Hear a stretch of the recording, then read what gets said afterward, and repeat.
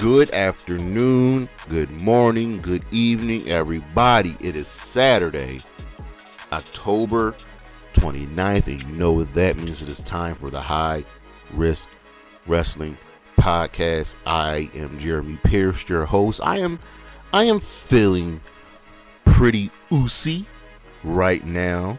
We're in good spirits. Phillies won game 1 last night. Game 2 tonight. Sixers won. My man Maxie went off. But we know what you're here for. As always, check out the socials. Charismatic Creations on Facebook, Tumblr, and YouTube. Charismatic_Creations52 on Instagram. And the 215 on Twitter. Previously, we looked at Halloween Havoc. Had our Halloween Havoc flashback. And today, well, we're going to take a little bit of a look at the Roman Reigns problem. If you do not think there is a problem going on with Roman Reigns right now, then you are very much delusional, because there is a clear problem. But for now, you know what's next, so just go on and hit my music.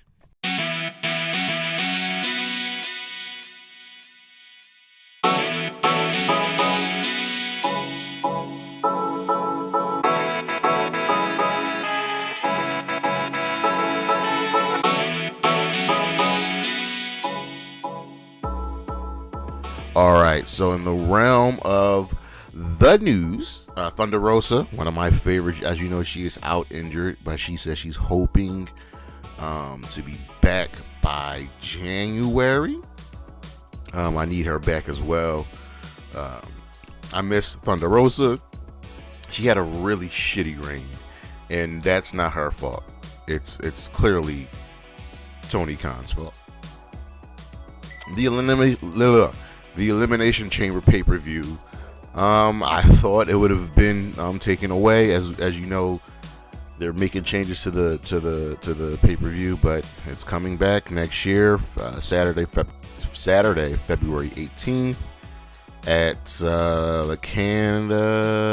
the Bell Center in Montreal, Quebec, Canada. I'm hoping this is the last one, because the event needs to go. Rampage, the edition on, let me get my calendar out, October 21st, pulled in 480,000 viewers. That is up from the previous week of 458,000 with a .13 and an 18-49 demo. The time slot, like we said before, the time slot is not ideal, but if they can keep doing these live rampages, treating them better, putting on better matches, I think things will be good.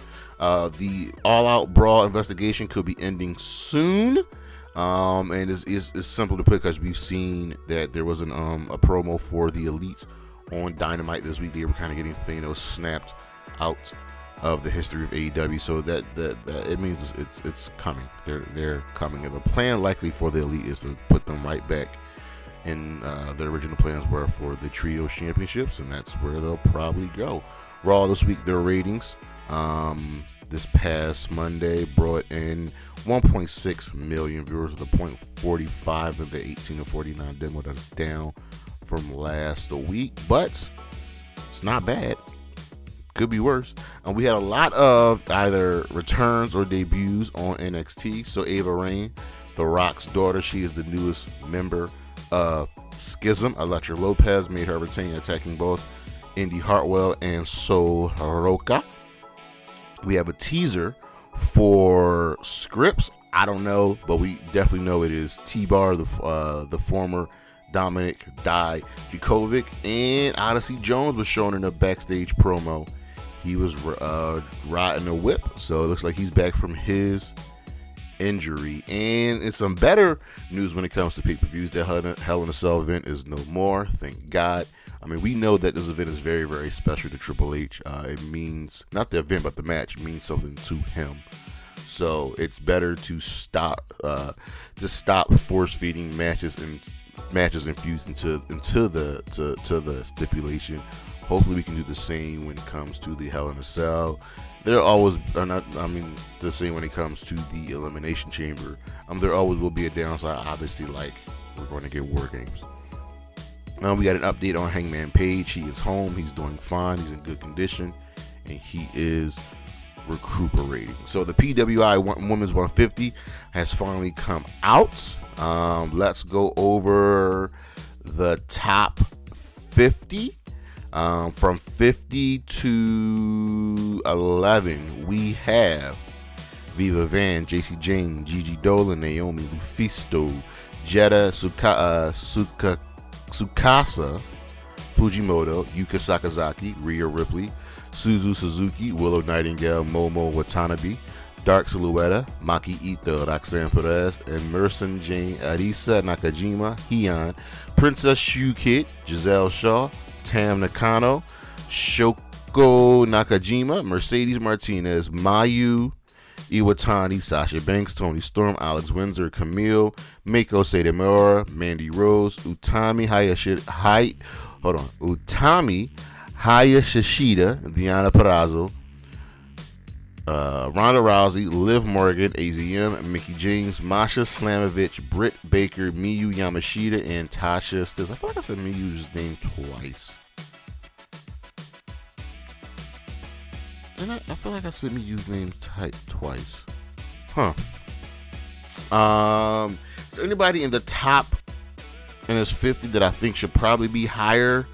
Well, let's see. I can make a case for Tasha Steelz, Mickie James, Deonna Purrazzo, and Mako Satomura. Top 10, number 10, Taya Valkyrie. Number 9, Starlight Kid. Number 8, Charlotte. Charlotte being in the top 10 is completely and utterly laughable. Charlotte's in the top 10. That is disrespectful to every other woman on his list. Saya Kamatani, Jordynne Grace in our top 5. Jade Cargill, Becky Lynch, Thunder Rosa, Bianca Belair, Siori. I would flip-flop Jordynne Grace and Jade Cargill for sure. Charlotte should not be in the top 10 at all. Over on Dynamite, they almost broke 1 million viewers. They brought in 997,000 viewers with a .32 in the 18 to 49 demo. That's not bad. They're doing very, very well with the ratings. They're going to always be going back and forth, up and down when it comes to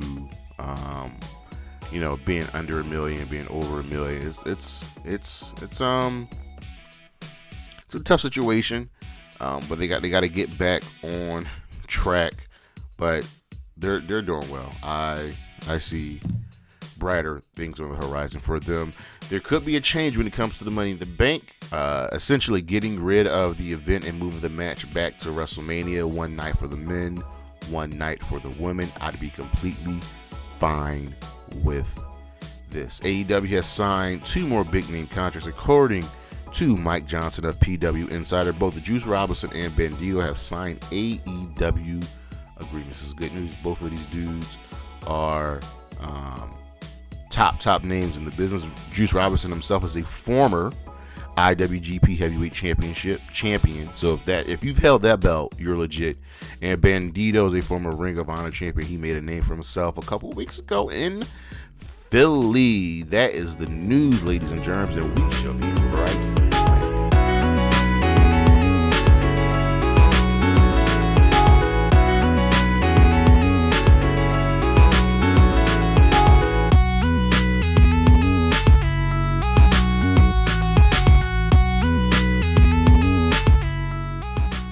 All right, so how did it go this week? So Monday Night Raw was a solid show. Nothing crazy, nothing overtly exciting. So it gets a fist by the Judgment. They open up the show.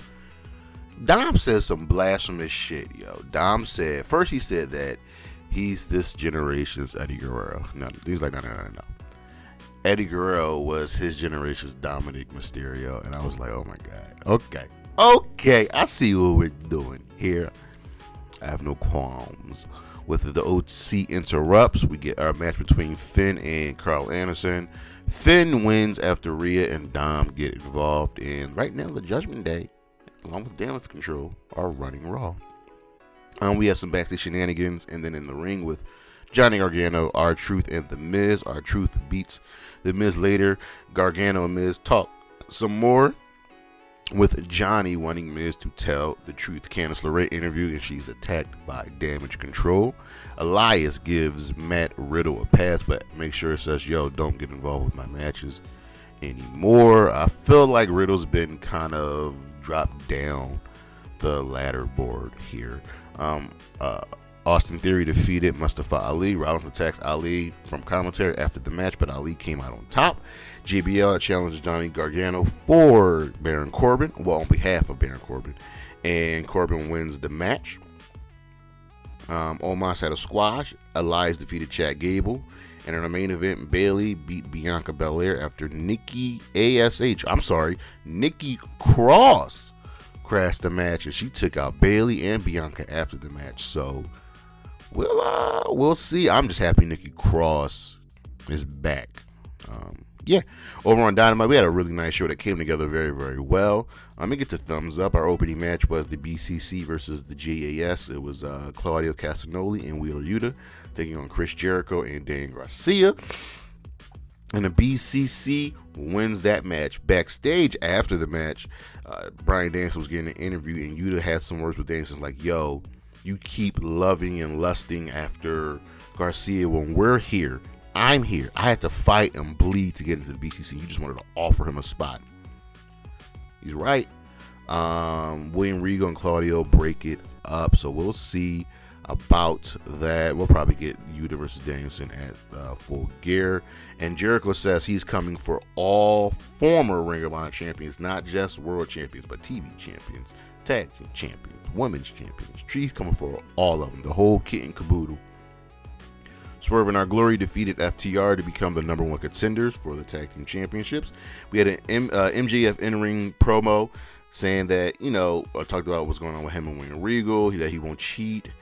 Stokely comes out and says, listen, we got your back. And MJF's like, listen, dog, stay out of my way. Do what I pay you for. He threatens to fire the firm. You know that's going to come back and bite him in the ass. Bryan Danielson tapped out Sammy Guevara. Jamie Hayter beat Riho. And in our main event, Jon Moxley defended the World Championship against Penta. He wins. The firm attacks Mox after the match. MJF contemplated making the save until the firm took him out too. So, yeah, they're major players now. No Impact. Over on Impact, Matt Taven and Mike Bennett have been fired. Trey Miguel beat Alan Angels. Chris Bay and Ace Austin accused Billy Ray of attacking him, which he denies. Tasha Steelz is reestablished. She was taking a back seat for a minute. Chris Bay defeated Tommy Dreamer. Moose got involved. Matt Cardona defeated Alex Shelley. Jordan Grace, Mickey James, and Taylor Wilde defeated VXT and Gisele Shaw. Over on SmackDown, we had a really cohesive show. Nothing great, but nothing super horrible. The Brawling Brutes defeated Sami Zayn and Solo Sikoa. After the match, Reigns came out, and there were some words said. He wanted Jay and Sami to squash their beef. This is a really good segment. Jay said he doesn't care what the Tribal Chief has to say. That's when Roman Reigns almost lost it, and then Sami apologized. And then said Jay wasn't being very oozy. And after the whole segment just broke down. Everybody trying not to laugh. If you don't know, oozy in Polynesian means pussy, like a slur. And the crowd started chanting it, and Roman was trying to hold it in. Jay broke a couple times. You can see Jimmy in the background. They never show Solo. Man, this was funny. It was hilarious segment. You got to go back and watch it. The New Day defeated the Maximum Male Models. They said they'll be supporting the Brawling Brutes when they take on the Usos for the Tag Team Championship, so the Usos can't break the New Day's record. Liv Morgan attacked Sonya Deville during her interview. Emma, also known as Tenille Dashwood, returned and answered Ronda's open challenge. Ronda won. Then, backstage, Ronda and Shayna are finally together. But Shayna attacked Natalya and Shayna and Ronda walked off together. Hit Rose. Mysterious partner is Shinsuke Nakamura. Sorry for those of y'all that wanted Carmelo Hayes. They defeated Legado del Fantasma in a 6-man tag. Paul Heyman warns Roman Reigns about Logan Paul's souped up fist. LA Knight and Ricochet will be starting up a little feud. Karrion Kross defeated Madcap Moss. And Bray Cut a Nut was doing another in-ring segment until Uncle Howdy interrupted on the screen. And we're building and we're building and we're building. Over on Rampage, Jon Moxley defeated Matt Menard. Stokely says that he came out with Lee Moriarty and that he's got next, that we're going to elevate Lee Moriarty and we're coming for Mox. Good. Keith Lee won a squash match defeating Serpentico. Swerve on the screen kidnapped Billy Gunn and did something to his hand. Tay Mello defeated Madison Rayne. Wardlow retained the TNT Championship against Matt Taven, and then the Embassy and the Kingdom attacked after the match. Our matches of the week are from Halloween Havoc, the triple threat match for the NXT Championship, Bron Breakker defending against Ilja Dragunov and JD McDonagh. From Dynamite, Swerve and Our Glory versus FTR. From Impact, Jordynne Grace and Mickie James and Taylor Wilde taking on the team of VXT and Gisele Shaw. We didn't really have a lot. I mean, we had Halloween Havoc, right, which wasn't a great pay-per-view. I mean, it was there. It was fine. But this women's match was very, very, very good. I wish Riho and Jamie Hayter would have gotten some more time. But these are our 3 matches of the week, and our star of the week has to go to the stable, the firm, for making themselves known and asserting dominance. That's the news, and we'll be right back.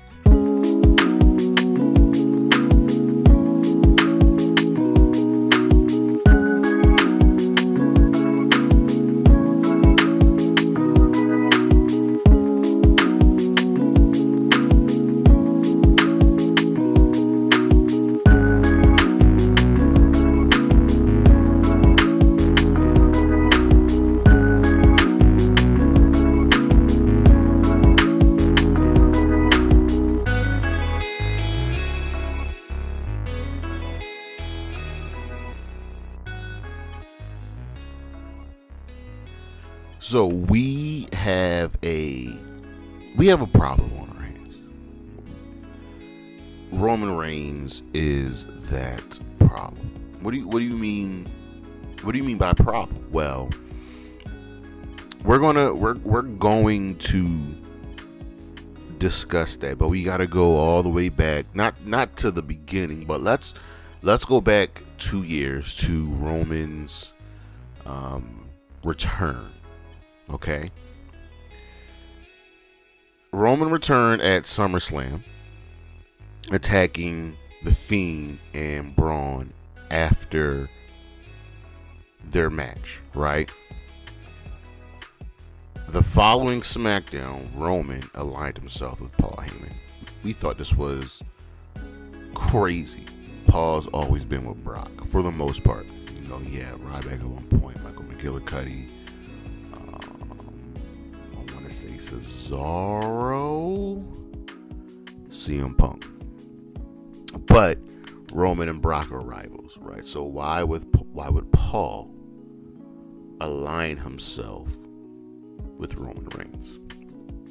Well, we got our invention, our reimagination of Roman Reigns. He is now a heel, right? And at Payback, he defeated The Fiend and Braun to win the Universal Championship. So, we have the birth of the tribal chief. Oh, excuse me, I'm a little tired. So, his first rivalry after winning the championship was with his cousin Jey Uso. Jimmy was out injured at the time, and this was really good storytelling. So they fought. Jay had won a number 1 contenders match, and Roman didn't like that his own family would challenge him. Roman retained. He beat Jay by TKO, and Jimmy threw in the towel. After that, Roman granted Jay a rematch. Hell in a Cell. It was a Hell in a Cell match, but it was an I Quit Hell in a Cell match, and I like those. I like when we can add certain stipulations to Hell in a Cell matches, right? Jay quit, not because Roman was beating him down, but because Roman was beating down Jimmy. Due to this loss, Jay would have to fall in line and acknowledge Roman as the tribal chief. So that's the start. Yeah, main event Jey Uso, Roman Reigns, right? Roman defeated Drew at Survivor Series that year in a champion versus champion match, Universal versus WWE. His next feud, which was probably his best feud to date, was against Kevin Owens, and they feuded for a hot minute. KO wasn't afraid of Roman, right? He wasn't afraid of Roman. And we get the prize fighter, KO, right? KO loses that feud. KO lost at TLC. Roman thought KO was disrespecting his family. He then lost in a last man standing match. And then Roman, I think, beat him one more time in a match on SmackDown. So there was that. After that, there was an Elimination Chamber match. Daniel Bryan won the match. And Roman was like, oh, you gotta face me now for the title. Roman won that match. So he defeated Daniel Bryan. Right? He also defeated Daniel Bryan at Fastlane. While this was going on, Edge won the Royal Rumble. So now we have a triple threat match at WrestleMania for the Universal Championship. Roman won that match with assistance from Jey Uso. And then Roman beat Daniel Bryan on SmackDown, a championship versus career match, causing Daniel Bryan to leave. So, right there, he's defeated Jay, he's defeated KO, he's defeated Edge, he's defeated Daniel Bryan. Oh, you know who I'm forgetting? Because that's how the feud started. He defeated Bron. He defeated Bray. We're at 6 people he's beaten. After that, we got a nice, quick little feud. And he was feuding with Cesaro, whom he beat at Backlash. This was just a one-off match. He then feuded with Ray and Dom. He fought Dom in the Hell in a Cell match on SmackDown. Guess what? He beat him, and then he beat Ray. So we're going to add Dom to the list of victims. Okay. Edge is back. These two fought at Money in the Bank. Roman won with assistance from Seth, because Seth was feuding with Edge as well. Okay. So he defeats Edge. Then he's confronted by Cena. We get the Summer of Cena. Great promos, great back and forth. Guess what? He defeats Cena. We're at 9. Okay?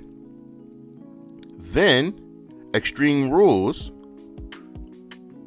comes along. He has a new challenger. Because after SummerSlam, he's confronted about Brock. Extreme Rules, he defeats Finn Balor. Okay? So he's Now I'm all for long title reigns, but I need feuds to last more than 1 month. Okay? So then he faces Brock at Crown Jewel.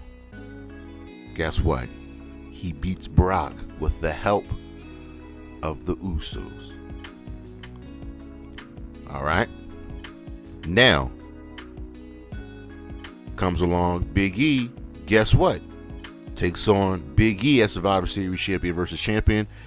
Guess who won that match? Roman Reigns. Okay. So here we are. We're at December 17th, 2021. Roman fires Paul Heyman as his manager for association with Brock. All right. Reigns was scheduled to defend the championship versus Brock at day 1, but Roman caught COVID, so Brock wins Brock is put into the WWE Championship match and wins. Roman on January 16th surpassed Lesnar's 503-day reign as Universal Champion. Okay, and he has the 6th longest World Championship reign in the company's history. At the Royal Rumble, Reigns defended the championship against Seth Rollins, losing by DQ. So he actually lost to Seth. Let that sink in. He lost to Seth. So they protected Seth over everybody. Okay. Championship can't change hands by DQ. Okay. Later that same night, he interfered in the WWE Championship match between Lesnar and Lashley, reuniting with Heyman, causing the upset victory for Lashley to get the championship back. Okay, so now we got their feud. Goldberg will make his return, challenge Reigns at the Chamber. Guess what? He defeated Goldberg by technical submission.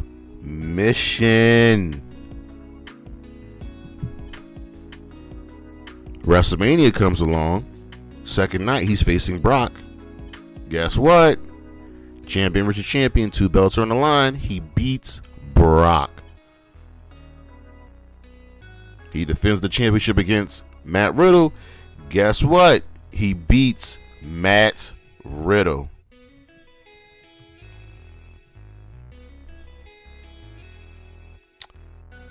Brock comes back. Faces Brock at SummerSlam. Guess what? He beat Brock again, ending their 7-year feud in that Clash of the Castle. Guess who he beat? Drew McIntyre. While this is going on, the bloodline is growing. Jay is back. Jimmy is back. Solo Sikoa is back. And now at this point, Solo Sikoa has joined, but now at this point, Sami Zayn has joined the bloodline. And now you see where the problem lies. The problem lies with the fact that Roman Reigns has beaten everybody. Well, so you know what? He's beaten close to everybody. Close to everyone. So now you ask yourself, who's left to beat that he hasn't defeated? So first up, we've got bum ass. Let's get this bitch out the way. Karrion Kross. Okay. Kross isn't great. Romans can drag him to a great match. That I know. That I know for sure. Kross has been built up as something special. As something to look forward to. He is not. He is just a blip on the radar. He is. We're going to get this feud between Kross and Drew McIntyre out of the way, and we're going to be done with it. Kross really poses no threat to Roman. So Kross is not a threat. Kross is not a challenge. How about the returning Bray Wyatt? Bray's left. Bray is here. Bray is going through his own stuff right now. Sheamus is out. The Bloodline half injured Sheamus. He's just taking a break. Sheamus is getting married. Congratulations, Sheamus.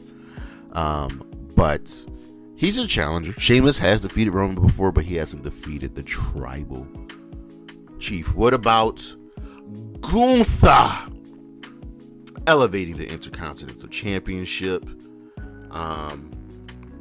Being presented much, much, much better now that Triple H is in charge. And is a powerhouse. Someone that can go against Roman. But what about one Cody Rhodes? Now, Cody is the person that we all assume is going to defeat Roman for the WWE Championship. Not the Universal, but the WWE Championship. Which I can see. Which I really can see.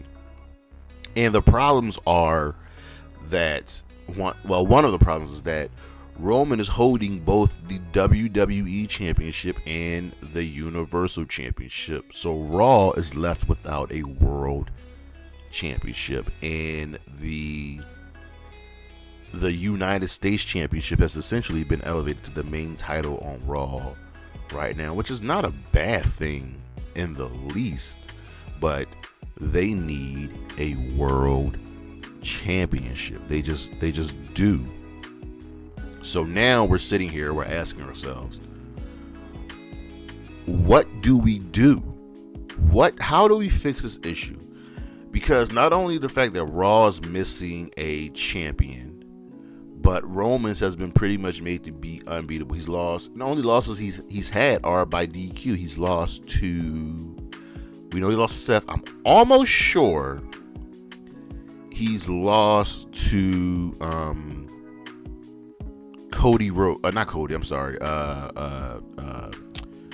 Xavier Woods. I'm almost sure he's lost to Xavier. So let me go to, oh my god, this shit doesn't want to work right now. We're going to go to cage match. We're going to go to cage match. We're going to search Roman Reigns. It's fun. His average match rating is 6.9. More 8s and 7s than anything. He's got a couple 10-star matches here, which we gotta check those out. So we're not including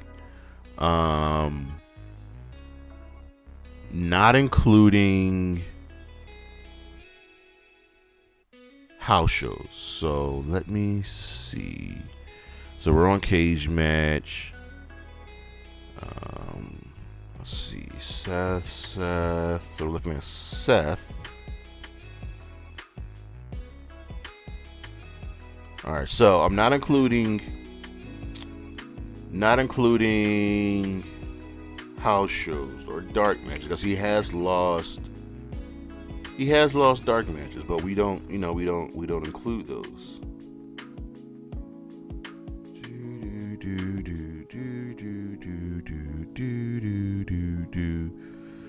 We're looking at Seth.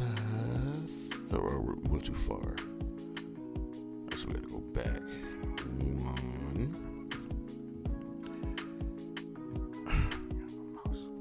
Alright. Roman's house show, Royal Rumble. Seth Rollins defeats Roman Reigns by DQ. Okay. So that happened at, as we know, the Royal Rumble. Now, I'm almost sure he lost to Xavier. Like an actual show. Dark match. Okay. Friday Night SmackDown, they fought. It was a Universal title contenders match. That ended in a no contest. Okay. That's what it was. So, on TV, Roman has only lost once. Let that sink in. He's only lost once. And there's your problem. You've made an unbreakable, an unbeatable champion. So what do we do? Well, you have options. And you've protected a few people. You've protected Seth. You've protected Cody. You've protected Gunther, Sheamus, Bray. So those are all compatible people. Cody's out injured. Gunther's a heel, so he's not facing Roman anytime soon. Bray won't be facing Roman anytime soon, so that leaves Sheamus and Cody. Sheamus is probably next after they get done with his Logan Paul bullshit. Since the Bloodline did take out Sheamus, but I expect Roman to beat Sheamus. So that leaves not only Cody, but a few others. So let's run down the list. You can have Jey Uso win, bringing this all full circle. This started with Jey. This could end with Jey. Because remember, Roman beat Jey. He won the matches, but he didn't beat Jey. He didn't pin him. He didn't make him say, I quit, by physically beating him. So we could dive into Jey. There's also Sami Zayn. Sami Zayn somehow, some way, has wormed and weaseled his way into the Bloodline. He is now an honorary Uso. He's the honorary Us. Imagine the pop that Sami would get if he were to defeat Roman. Think about that. Let that marinate in your soul. It will be something amazing. That this was the Sami's master plan, to break down the Bloodline's defenses and then get the championship off of Roman. There's also Kevin Owens, who, out of all the feuds, I would say KO, Edge, and Brock were the three individuals that were really presented as being dominant, presented as being something of a challenge to Roman. And KO did a very, very fine job, because KO don't care. He's not scared. But I more so see KO and Sami defeating the Usos for the tag team championships. That's what I see. But I really do honestly believe that Cody Rhodes is going to be the one to take the WWE Championship off of Roman Reigns. I do. I believe that. It's the championship his father hasn't won. It's the championship that he hasn't won. It is something of brilliant storytelling. I would be all for that. And it really does make the most sense. Cody can win. And now that just leaves the Universal Championship. So now it's a question of, is Roman going to run through Cross? Is he going to run through Bray? Is he going to run through Sheamus? Is he going to run through Gunther? To a lesser extent, Corbin, Kofi, Ray. And what's even worse is Karrion Kross, Bray Wyatt, Sheamus, Gunther are all on SmackDown. Drew McIntyre are all on SmackDown. These top names are all on SmackDown. Main event names. And you just can't keep them away from Roman. You can't. I gave you some solutions. You let me know what you all think, because there is a problem and it needs to be solved sooner rather than later. Because I tell you right now, Roman's probably facing The Rock at WrestleMania. That match does not need to be for the World Championship at all. It just needs to be about the family. That's it. That's it. That's it. We'll see. But thank you all for listening. Thank you all for watching. I greatly appreciate it. And come back next week. We'll be looking at Crown Jewel, aka Blood Money. You can always check me out on my socials, Charismatic Creations, on Facebook, Tumblr, and YouTube, Charismatic_Creations52, on Instagram, and the 215 on Twitter. And as always, Xylee, Wendy Chu. Y'all see Shanti Black at the Halloween Havoc, yo? And oh, of course, the love of my life, Gigi Dolan. Holla at your boy. Peace.